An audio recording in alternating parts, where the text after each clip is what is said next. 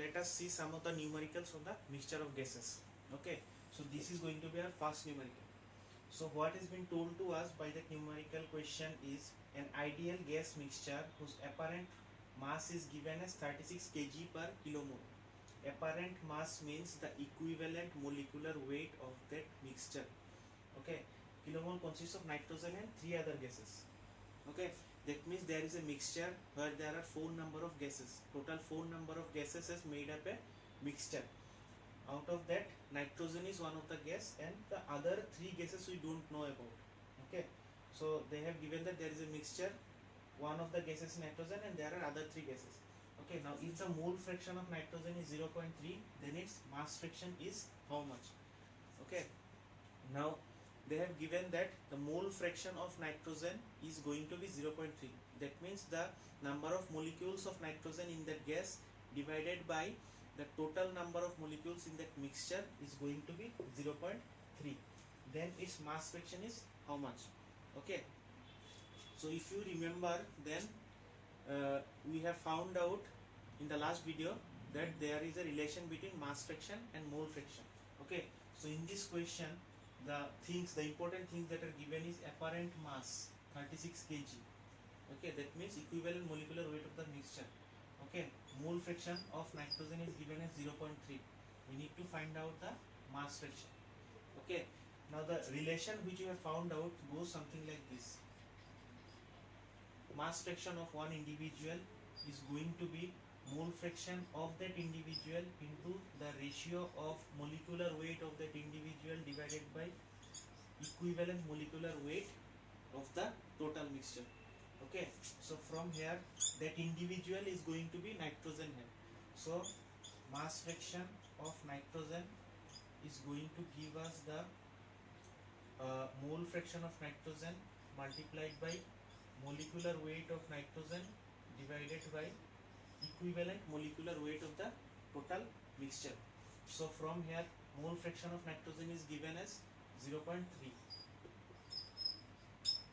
Okay, now molecular weight of nitrogen we all know that is 28 and equivalent molecular weight of the total gas is given as 36. So if we calculate this, we are going to get the value of 0.233. So this 0.233 is going to be the mass fraction of nitrogen. That means the mass of nitrogen in that mixture divided by the total mass of the mixture, and it is not going to have any unit because in numerator and denominator in both the places there are units of masses. Okay, so mass, the kg or gram, whatever it may be, will get cancelled out, so this will be unitless. Okay, it will be a fraction of masses. Okay, so now we will see the second numerical. In the second numerical, what has been said that an ideal gas mixture with 2 kilomole of nitrogen and 4 kilomole of carbon dioxide, the apparent gas constant of that mixture is going to be how much? Okay, so by apparent gas constant they are trying to say that we need to find the equivalent characteristic gas constant of this mixture, which is consisting of 2 gases. One is nitrogen and one is carbon dioxide with 2 kilomole of molecules and 4 kilomole of molecules. That means the number of molecules of nitrogen is given and number of molecules of carbon dioxide is given. Okay, now we need to find the equivalent characteristic gas constant of that mixture. Like air is a mixture with so many gases, the equivalent characteristic gas constant of the mixture is 0.287 kilojoule per kg Kelvin. Likewise, we need to find the equivalent characteristic gas constant of this mixture.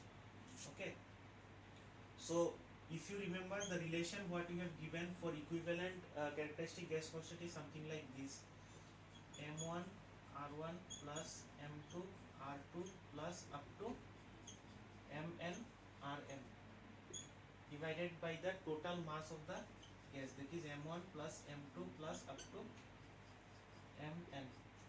This is the relation which is given for equivalent characteristic gas constant. Now from this question there are only, fortunately there are only 2 number of gases, carbon dioxide and nitrogen. Okay, so this relation will get reduced to only 2 number of gases. That means the relation will be Mn2 Rn2 for the first gas and for the second gas it is going to be MCO2 and RCO2 divided by MN2 plus MCO2. Okay, now if you see in this question there are things that are given is number of molecules. Okay, number of molecules is given. Okay, now in this relation whatever the terms are there, nothing is given in this question. Okay, so we need to find the terms. First of all we need to find each and every term to solve the question. Okay, so the first thing we need from this relation is mass of nitrogen, mass of carbon dioxide. Okay, so mass, there is a relation between mass and number of molecules. If you can remember, then we have given a relation something like that, n equals to small m by capital M.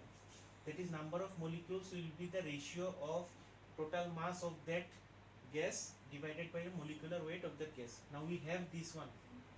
For carbon dioxide this is 4 kilomole and for nitrogen it is 2 kilomole. We have this one. Molecular weight of carbon dioxide we know, molecular weight of nitrogen also we know. So from there we can easily find mass of both these individual gases. Okay, now if we replace m of nitrogen from these equations, we will get m of nitrogen will be n of nitrogen into capital M of nitrogen. Okay, we will keep this place blank for Rn2. Then for carbon dioxide it is going to be n of CO2 into capital M of CO2. Again we will keep this place blank for R. We will find it later after writing these terms. Now again mass of nitrogen will be replaced by n nitrogen into m nitrogen, okay, plus MCO2 into NCO2 into MCO2. Okay, so the next thing we need to find is Rn2. Now if you remember, we have given another relation, that molecular weight of one individual gas multiplied by characteristic gas constant of that mixture is going to give us a constant, that is universal gas constant. Okay, now the value of this we know, as 8.314 kilojoule per kilomole Kelvin, if you remember it from the last video. Okay, now in this way we can easily find out the individual characteristic gas constant of an individual by R dash divided by capital M. Okay, R dash is constant for any gases, whether it is in mixture, whether it is in individually been placed in the mixture, the R dash value is going to be constant always.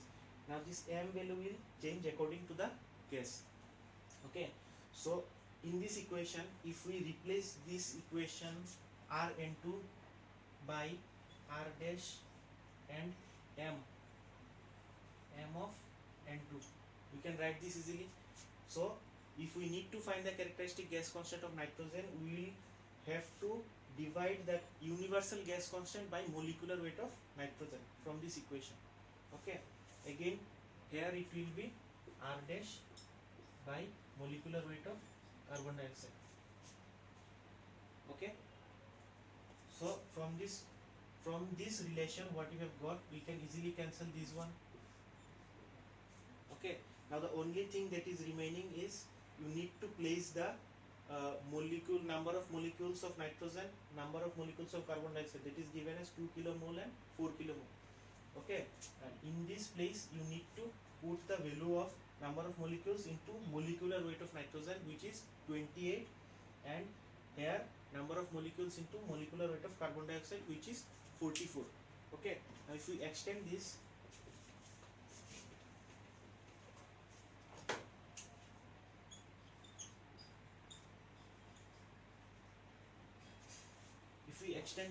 if we put the values, we will see that what is the number of molecules given for nitrogen, it is 2 kilomole, okay, into R dash, that is 8.314, plus number of molecules for carbon dioxide is given as 4, into R dash is 8.314.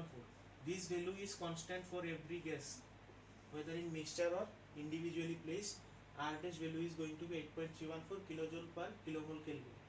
Okay, now in the denominator what we need to put, we need to put the number of molecules of nitrogen. Number of molecules of nitrogen is again given as 2, okay, into molecular weight of nitrogen. Molecular weight of nitrogen is 28, plus number of molecules of carbon dioxide is given as 4, okay, into now molecular weight of carbon dioxide will be 44.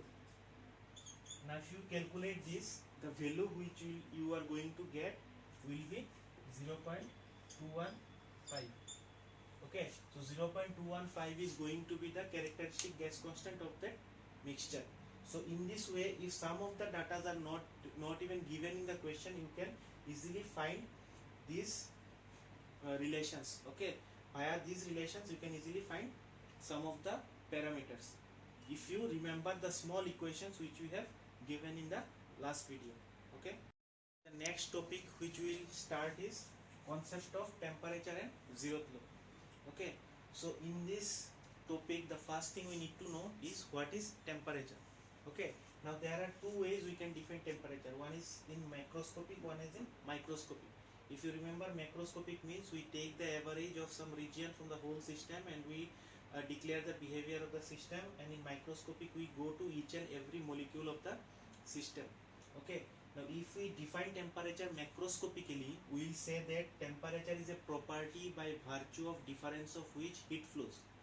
That means it is a property, if there is a difference between one point and another point inside a system, there will be some heat transfer. As we know, temperature difference is the main cause of heat transfer. Okay, now if there is some difference of that property inside the system, there will be definitely some heat transfer. So that particular property is going to be known as temperature. That's why we have said that property by virtue of difference of which heat flows. Okay, if there is a property and there is a difference in this property in different point of the system, then if for the difference of property is heat is flowing, that property is known as temperature. Okay, this is macroscopically. Microscopically what happens, temperature will always give us the average kinetic energy of the molecule. Okay, if you consider microscopically, temperature is going to be nothing but the average kinetic energy of the molecule. Okay, okay, now we'll see the statement of zeroth law of thermodynamics. The statement of zeroth law of thermodynamics states that if two bodies or system are in thermal equilibrium with a third body, then these two bodies will be in thermal equilibrium with each other. Okay, that means suppose there are three bodies, A, B and C. Now if A and B are in thermal equilibrium means the temperature between A and B is going to be equal, so that no heat transfer is going to be there. Whenever you will listen or see thermal equilibrium word, that means there will be no heat transfer, that means the temperature is going to be equal. Okay, so from this statement, if there are three bodies A, B, C and A is in thermal equilibrium with B, okay, and C is again in thermal equilibrium with B, then according to this statement, A is going to be thermally equilibrium with C. That is the thing we have written down here. If A is in equilibrium with B, C is in equilibrium with B, then A is automatically going to be in thermal equilibrium with the body C. Okay, now other from this statement, if we look at it differently, if you see that this is in thermal equilibrium with this body, that means the temperature of this and temperature of this body is going to be same. Okay, now here also C is in thermal equilibrium with B, that means temperature of C is going to be same as the temperature of B. So obviously the A and C will be having the same temperature, that means they will be having a thermal equilibrium and no heat transfer will be there if we attach these two bodies. Okay, so this is the statement of zeroth law of thermodynamics. Okay, the next thing will be principle of thermometry. Okay, so in the principle of thermometry, what we do, we find another property which is going to vary with respect to temperature, and by deciding or observing that property which is going to vary with respect to temperature, we find the value of temperature. Okay, so that property which is going to vary with respect to temperature and which will help us to find the temperature is going to be known as thermometric property. Okay, now for example, if you want to know what is going to be a thermometric property, so if we take an example of mercury thermometer. Mercury thermometer, what happens if the temperature is measured? When the temperature is measured, the length of that column increases. Okay, whatever the temperature may be, if the temperature is increasing, that the length of that mercury column will be increasing. By deciding that length, we find the temperature. Okay, that means in mercury thermometer, that length is going to be a thermometric property which is varying with respect to temperature. Okay, now by seeing that length, we will find the actual value of temperature. So in mercury thermometer, length is going to be a thermometric property. In the same way, if you take the Seebeck effect, okay, in Seebeck effect, what happens if you heat one of the junction, and if you keep cold another junction, then there is a EMF flowing. Okay, now suppose this is your room temperature, and this side you are heating up to a certain temperature. Okay, so according to, if you increase this temperature, there will be a change in the EMF of the two junctions, between two junctions. Okay, that means there will be a voltage difference between two junctions. By measuring that EMF, we will easily find the temperature that is being increased in this junction.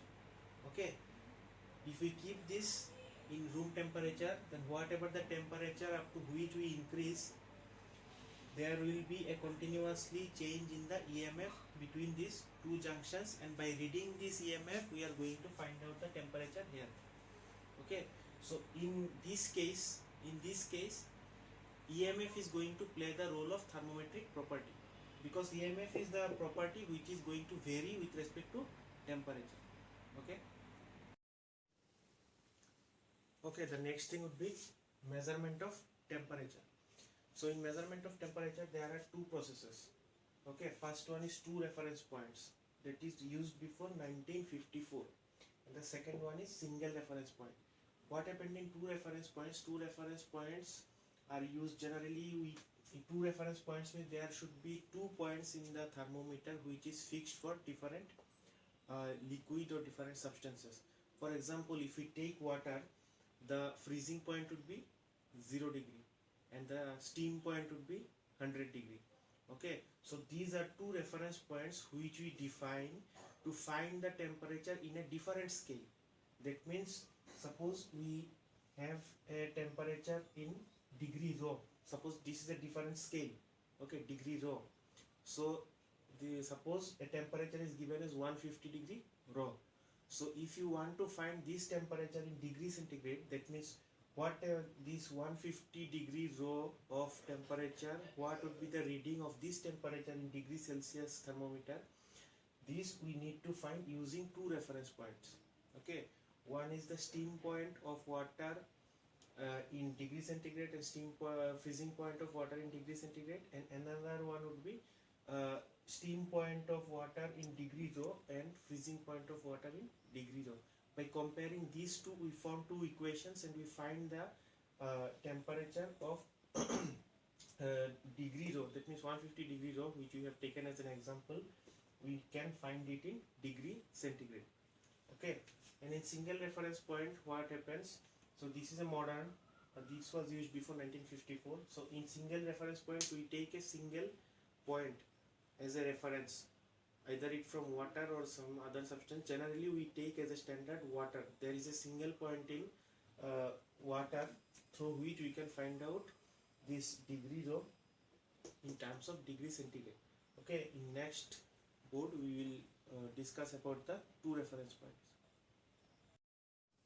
Okay, so to discuss these two reference points, we define an equation, that is T equals to A plus P, BP. Okay, so A and B here are two different constants. Okay, and T and P are the two different temperature scales. Okay, that means if you want to take the T as the reading of the temperatures in degree centigrade, then P must be the temperature readings in different scale of thermometer. Okay, So for example, you have taken steam point and ice point. So as we all know, steam point of water is going to be 100 degrees centigrade and ice point of water is 0 degrees centigrade. Okay, so if we use this equation to find out a new temperature in degree rho, or in suppose the temperature is given in terms of degree rho or a different scale of thermometer, then we can easily find the temperature in degree centigrade by using these two constants. Okay, for example, this equation we have written here. Okay, so first of all we have made an equation considering the steam point. Okay, so steam point is going to be Ts equals to F plus Bp in F plus in Bps. Okay, Ts is the steam point in degree centigrade and Ps is the steam point of this particular substance in different scale. Okay, this will be provided in the question itself. And in ice point, what happens? Ti equals to F plus B into Pi. That means Ti is equals to ice point in degree centigrade. F plus B are constant, and Pi is going to be the ice point in of that substance only, that is water only, in different scale like Ps. Okay, so if we put the value of Ts and Ti, because these two we know but these two are not known, this will be provided in the question. Okay, so if we put the value, then Ts is going to be 100 equals to F plus B Ps, and 0 degree is going to be that is ice point is going to be 0 equals to F plus B into Pi. Okay, now this ice point of water in that other scale will be provided in the question. This Ps, that is the steam point of that this water only in different scale, will be provided in the question. So if we equate this, we get the value as 100 by Ps minus Pi, and A as minus 100 Pi by Ps minus Pi. Okay, now in these equations, if you put the values of Ps minus Pi, which will be provided in the question, we can easily get the value of A and B. So after giving these informations in the question, you will get these information Ps and Pi. Okay, so after getting this information, they will ask one simple question, that if these are the conditions, if in a different scale the steam point of water is this much and ice point of water is this much, then what is going to be the reading of reading of 150 degree of the different scale. Suppose this is degree rho, then 150 degree rho, what will be its value in degree centigrade? Okay, so if you find the value of A, if you find the value of B, and you put it in this equation, okay, then you can easily find the temperature reading in degree centigrade. That means whatever is given, whatever temperature you need to convert it into degree centigrade, you will just put it here in P. Okay, in A and B you can find out using these equations, Ps minus Pi and this. These are provided in the question. This is unknown. That means P 150 degree P, you P or rho, whatever it is, in different scale you need to find out in degree centigrade. You can put it here and you can find it through this equation. Okay.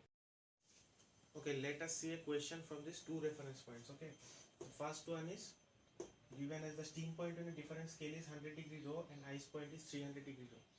Okay, by steam point they are giving us Ps. Okay, that is the steam point of water in different scale, and ice point, that is Pi, is given as 300 degree rho. Then find the value of 0 degree rho in degree centigrade. That is 0 degree of the different scale is going to give us a reading in degree centigrade also. So what is that value they are asking? Okay, so from here they are given Ps as 100 degree rho and Pi is given as 300 degree rho. Okay, so there is a known equation which you know, that is T is equals to F plus B into P. Okay, so we can form two equations by using this one, the standard equation. You can form two equations for these different points. So first of all, let us take the steam point. Okay, by using steam point, we can take the steam point of water in degree centigrade. Okay, that is 100 degree centigrade is equals to A and B are constant, A plus B, and steam point of water in the different scale, that is given as 100 degree. Okay, and second, we will make an equation by using the ice point. Okay, so ice point of water is going to be 0 degree, A plus B, and the ice point is given in different scale is given as 300. Okay, now you can easily find these values of A and B by using these equations which you have given in the last board.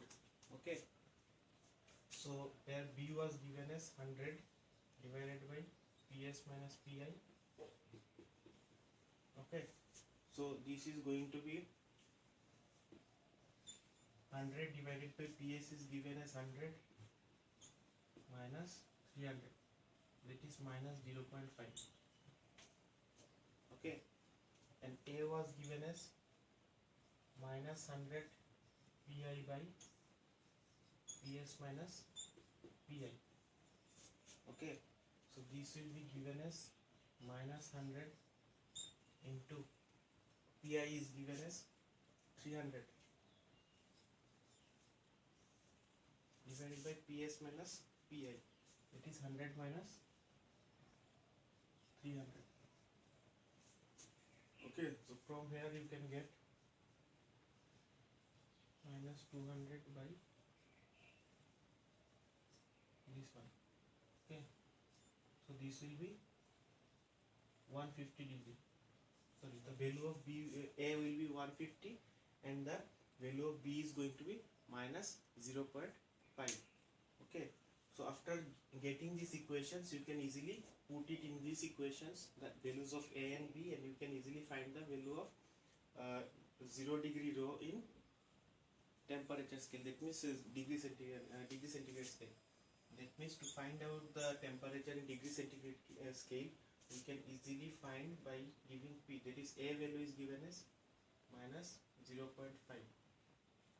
Sorry, B value A value is given as 150 degree. Okay, plus B value is given as minus 0.5 into 0. That means we need to find the temperature of 0 degree rho. That means in place of P we will put 0. Okay, so after putting 0, what will it be? 150 plus 0, that means 150 degree centigrade. Okay, so in this way we can find the any value. If two reference points are given, we can find the reading of any different scale in terms of temperature scale, that is the degree centigrade scale. Okay, so if we take the 0 degree rho, then we can easily say that in temperature scale this reading is going to be 150 degree centigrade. Okay, okay, now we'll see the single reference point. Okay, so in single reference point we take one reference point in this temperature which is going to be common. Okay, so for this we generally take the triple point of water. So triple point of water is nothing but it is a temperature in which all the three phases will be present. That means the steam will be there, ice will be there, and water will be there in a single temperature, and that temperature we know as 0.01 degree centigrade. Okay, so if we turn it over in absolute scale, then it will be 273.15, which is going to be the 0 degree centigrade. Here is 273.15 Kelvin plus this 0.01 degree centigrade, which will give us the new temperature as 273.16 Kelvin. Okay, so in this equation, in the previous equation, that means the previous one was two reference points. So in two reference points there were two constants. In single reference point there will be only one constant, that is A. Okay, so if we put the values of triple point in this equation, then we will get TTP equals to A into PTP. PTP is the triple point of same water, and the reading will be given in a different scale, that we will put in P, and TTP will give us the triple point of temperature in degree Kelvin. Okay, so now you can ask, in the previous one we have taken all the temperatures in degree centigrade, why are we converting this in Kelvin? The only reason is in the previous equation there was addition of the temperatures. So addition or subtraction of the temperature is, if addition or subtraction of the temperatures are there, you can easily take degree centigrade or Kelvin centigrade, because the difference is always going to be same. If you need to find the difference between two temperatures in degree Kelvin and the same temperatures in degree centigrade, this will be same. Okay, So in that part we have taken only the degree centigrade, but here only multiplication relationship is there. So for multiplication relationship we need to convert this in Kelvin. Okay, so if we put it here like this, then we can easily find the value of A as 273.16 by PTP. That means the triple point of water in the different scale which will be provided. Okay, so after finding this A, if we put the value of A in this equation, this will be going to be like this. Okay, so now here this will be known, PTP will be known, that will be provided in the question. This you need to find out. That means like in the previous question they have given that what will be the value of 0 degree rho, that 0 degree, like that 0 degree rho, one value will be provided for P. So using this P you will need to find out that value of P in degree rho is going to give what reading in degree centigrade. Okay, so in this way you can find one single reference point and find out a different temperature in different scale in degree centigrade. Okay, okay, the next topic would be work and heat. So if you remember a closed system, in closed system what happens, there is only no mass transfer, only energy transfer. Okay, so the only way for a closed system to interact with the surrounding is going to be either work transfer or heat transfer. Now what is work transfer? Work transfer is said to be something so that the effect of the system, that is the effect which is coming out of the system as work, is reduced to pull up the weight or lift a weight. So this is going to be called as a work done by the system in thermodynamics. Okay, so for example, let us see, there is a battery, one motor, and one weight is going up by this motor. Okay, so if we take this as a system, we cannot say that this is going to be work done. Why? Because if this is a system, the only thing that is going out is the this battery, this chemical energy, which is converting into mechanical energy. Okay, so but this one, this weight which is lifting out, this is not crossing this boundary. Only the effect of this, that means the effect of this is helping a weight to go up. Okay, but if we extend the system to this one, if we take this as a system, then you can say that this system, the effect of this system is reduced to pull up a weight, and work is here crossing the boundary. Okay, so if you take this as a system, we cannot see this work, cannot say that work is done by the system. Only the effect is going out to the motor, and motor is pulling up the weight. But if we take this system, we can easily say that work is transferred by the system, that is work is going to be transferred through the boundary of this system.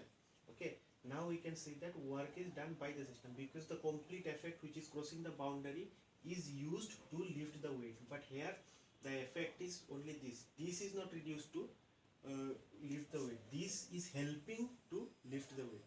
Okay, not that the effect of battery is lifting the weight, but if we take this one, work is crossing the boundary. But if we further extend the system to this one, we again cannot call this as work is done by the system, because whatever work is going to be there, we can lift a weight, but it is not crossing the boundary. So to say that work is done by a system, it must be crossing the boundary. Okay, so there are three different cases only for the middle part, that means this one. If we take this as a boundary, we can say that work is done by the system. Okay, okay, from the previous video what we have seen that whenever a work crosses the boundary, then we call it as work done by the system. Okay, so now if any of the energy crosses the boundary due to temperature difference, then it is known as work transfer. Okay, so the next topic we need to know is sign convention of work. What is going to be the sign convention of work? So if there is a system and work is coming out, then we call it as positive work. Okay, and if there is a system and we need to give work to it, then it is known as negative work, because our aim from a system is that we will give heat to a system, and in return work will come out of the system. Okay, and another thing, if we take out the heat, then it is going to be negative heat transfer, and if we need to give work to a system, then it is considered as negative work transfer. Okay, that means the main aim is to give heat and take out the work. So in place of that, if we need to give work, then it is known as negative work. Okay, so again from here we see that if it is a system, it is consisting of gas. If we give heat and if the piston is going up, that means this weight is going up, that means work is being done by the system. Okay, and in case of this, if there is a gas and it is a system, and if we take the heat out of this, then obviously this weight will try to push down the piston. This will be considered as negative work. So we can say that always work done by the system is going to be positive and work done on the system is going to be negative. And from this diagram we can say that whenever there is an expansion work is always going to be positive work. Okay, suppose the weight is getting lifted, and compression work is always going to be negative work. Okay, the next thing would be closed system work. Closed system work is also known as non-flow work. Non-flow work because we know in closed system there is no mass transfer. So if a flow is there, there will be obviously mass transfer. Therefore we call this also as non-flow work. And another name that we can give it to this is PDV work. PDV work means there will be change in volume, and for that change in volume there will be work transfer.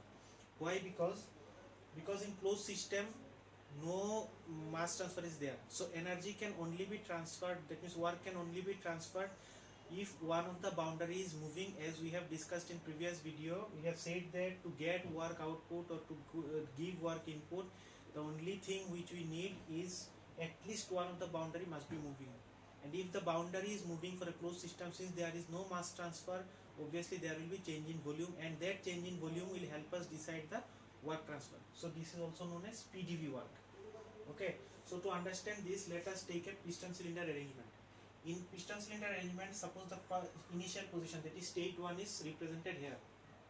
Okay, state 1 is represented here. That means in this region the air is having pressure P1 and volume as V1. Now slowly, if we fix the stoppers in between, then it will pass through a number of equilibrium states like this. It will pass through a number of equilibrium states, and after that it will finally reach to point 2. That means the piston will be here. After that the whole air or the system will be having pressure P2 and volume V2. Okay, so before that we need to find the work transfer, how much work has been transferred. Okay, that means we need to find out what has been the work output or work input. Is it negative or positive? We need to find out from this. So to find out this, we have taken this thing again. Okay, now what we have considered? We have considered here that the piston has moved a small distance dx. Okay, the piston has moved a small distance dx, and there would be an internal pressure. Okay, internal pressure of P. Okay, now to find the work output or change in work, that means work input or work output, we need to find what has been the work output to move the piston from here to here. That means to move dx distance, what work has been done by the system on the piston. Okay, so for this we know that W is going to be force into displacement. Okay, so force into dx is the new displacement. Okay, so we need to consider what is force. Now we know that force is equals to pressure into area. Now if you consider this, then this system is going to have a cross-sectional area of A. Okay, it is going to have a cross-sectional area A. So cross-sectional area A and the pressure from inside is going to give us, the product will give us the force. Now if you put the value here, it is going to be like this. dW, integration of dW will be integration of pressure, force which is written as pressure into area into dx. Okay, now we can write this part, area into dx, as the cross-sectional area and dx. That means what volume has the piston moved. Okay, so we can write this A into dx as dV. That means this is the cross-sectional area and the distance is dx. Okay, so area into distance is going to give us the volume, and that volume will be a small volume which is known as PDV. That means what volume this piston has swept to go from here to here, this is going to be known as dV. Okay, now to get understood, to understand this one very clearly, we can draw that this is P into dV. So to explain this in the graph, we can draw a small stream.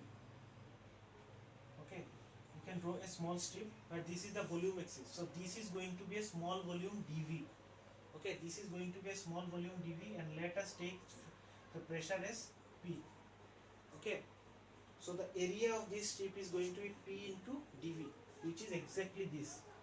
Now to get the work output from when the piston has gone from 1 to 2, the total area will give us the total work done, what has been done by the system from moving the piston from 1 to 2.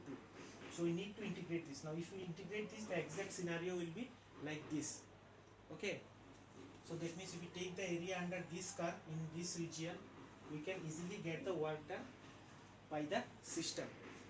Okay, now we can, from this explanation we can say that whenever there is a graph, to find the work done in a closed system, if we project the area of the curve, if we project the area of the curve in volume axis, then this total area is going to give us the work done in a closed system. It is very important to know, in a closed system, that tag should be there.